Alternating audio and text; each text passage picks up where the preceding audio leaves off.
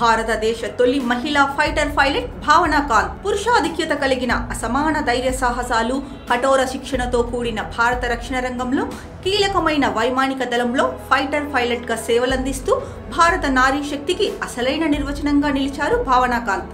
చిన్ననాటి నుంచే పైలట్ కావాలనే ఆశయం కలిగిన ఆమె 2015లో Air Force Common Admission Test ద్వారా భారత వైమానిక దళంలోకి ఎంపికయ్యారు. 2016లో మహిళా ఫైటర్ పైలట్ గా ట్రైనింగ్ ప్రారంభించిన ఆమె 2018లో MiG-21 యుద్ధ విమానాన్ని నడిపే అర్హతను పొందారు.